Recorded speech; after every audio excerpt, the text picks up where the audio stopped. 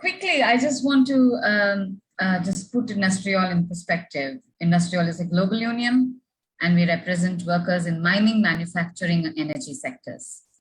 And we do have a lot of global unions. We do have the ITF, which is also has an office in Delhi. It's active. We have BWI, the Construction Workers Union. We have UNI, which is very active, public sector unions, PSI. So we do have a number of what earlier used to be called the trade secretariats. And we also do have the confederation to which the national centers are affiliated. We have ITUC AP, but I mean, not politically maybe a little away from this group of people. Because IndustriALL is a union, I just want to say this, that the secretariat doesn't take all the decisions, right? So it is decisions that are taken at our executive committees, which happen once in 6 months. We've been having it online for the last 2 years, unfortunately. Anton, comrade, was a part of the executive. We had a new executive and a new leadership elected in September 2021. And we have comrades from Pakistan, Comrade Sultan, Comrade Nadeem are substitute members for a year each. We have comrades from India, we have comrades from Bangladesh in the executive committee. This is from Southasia. We obviously have a lot more, but I won't get into that. One thing that, I mean, to just come back to the question of solidarity, I think it is a very, very important thing. Unions are, of course, based on the principle of solidarity. It is because workers stand with each other that we form a union, and that is our identity. I think today is Rana Plaza Day. Today is the day that 1,134 workers were killed when the building Rana Plaza collapsed in Dhaka. And this kind of led to a very huge international solidarity, which led to the Bangladesh Accord, which has now been expanded to the International Accord. And we are in the process of seeing where we could have the next accord, in which country we could place the next accord. We also had international solidarity again in Bangladesh when 33 unionists were arrested for over a month when they protested for wage hikes in 2016.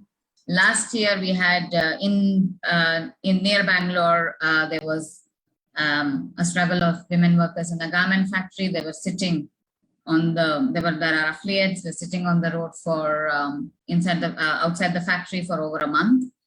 There was very huge international solidarity mobilized for that, and we were able to kind of get an agreement between the union and the management at that time.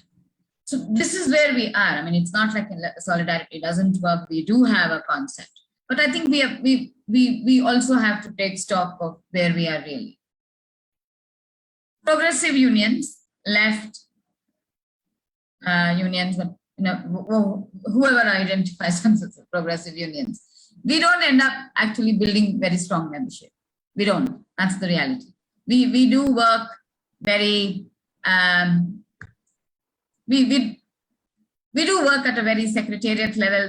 We don't. Even though we talk a lot about democracy, we talk a lot about democratic processes, we don't really build strong unions on the ground.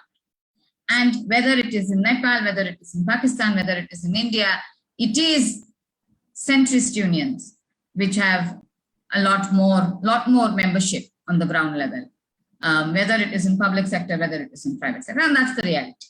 Most permanent workers union are with centrist unions.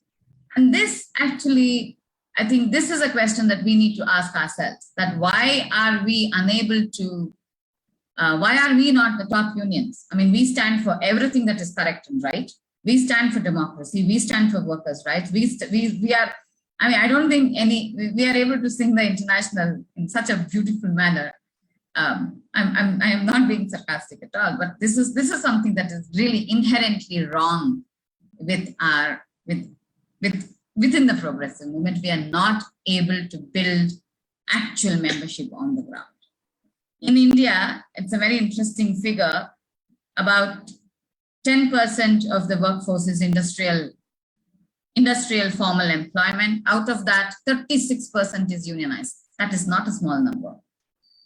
36% of 10% of the workforce is not a small number, but it is still not progressive unions building it. So I think this is where we are. We really, really need to build membership.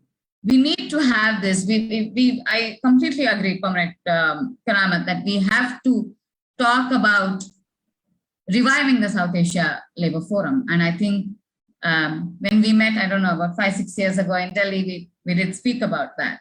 But unfortunately, we are not able to do that, right? I mean, as global unions, whether it is in the manufacturing sector, the agricultural sector, the transport sector, the unions that make us up, the global unions, are of very different political tendencies, are of a complete umbrella political tendencies. Many of us are still not affiliating the BMS in India, but that doesn't mean that other right-wing unions in other in other countries are not part of it. We do have unions veering towards the right everywhere. But so how do what is the forum then to build a South Asia Labour Forum? I think that is the question that we really have to ask ourselves. I'm sorry, I'm running out of time. I really don't want to take too much time, everyone. It's very late here.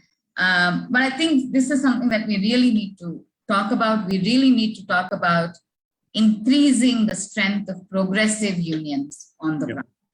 I don't think we can talk anything without that. Also, we need to vote better governments. We cannot have governments like, TII or the BJP. We just cannot afford to have these governments in power across the region. We need to be able to come together. We need to be able to meet, and not just in Kathmandu or Colombo. We need to be able to meet in Karachi. We need to be able to meet, in the industrial areas of India, whether it is, Bokaro or something like that, where we can actually see what is the industry, what is the industrial employment going on. And yes, we need a visa for South Asia. I think my application to come to Pakistan is pending with the Ministry of Interior for 5 years. So, and this is where we are. I was telling Dina and other friends a couple of days ago that when we do a shipbreaking unions meeting, which is essentially in India, Pakistan, and Bangladesh, we meet in Kathmandu. Yeah. And this is like it's a joke, it's a travesty. We are the largest shipbreaking region in the world because of how we are located and cheap labor, of course. It is a very dangerous form of work. We are campaigning for the ratification of the Hong Kong Convention across all 3 countries. We have got India to ratify. We are working on it in Pakistan and Bangladesh, but we are not able to engage with each other in any of our countries. We have to go to a 4th country to do that. And this is, I think, our major tragedy. Bina, just quickly to say, what are the demands of right-wing unions? Benefits, right? I mean, benefits, permanent benefits, more benefits for permanent workers, not really taking into account contract workers or any form of precarious work. It is not as if they want all minority workers or someone to be sent away or something. They don't say that. But the essential demand would be for a lot of benefits for a small number of permanent workers and not for the rest of the. They won't say they want to give, but they don't really place contract workers' demands on any charter of demands that they do. And I also feel that somewhere, as progressive people, we need a better understanding of how trade unions work, how mass organizations work. We don't have that. We don't have that. We have an understanding of how research facilities work, or how we can work in academia, how we can work within a very small circle of mostly upper class. I'm sorry, I need to say this, mostly upper class, people like us situations, but we really need to engage with mass organizations. We need to engage with trade unions. We need to know how they work to be able to actually influence that, to be able to build that thing. I'm sorry, I don't want to take any more time. We have crossed our time limit already, but I hope that we can continue dialogue on labor in South Asia, maybe have a session for 2 hours on this, and Sure. try and engage with other, whether it is other global unions apart from industrial. That would be really helpful. Thank you. Sure.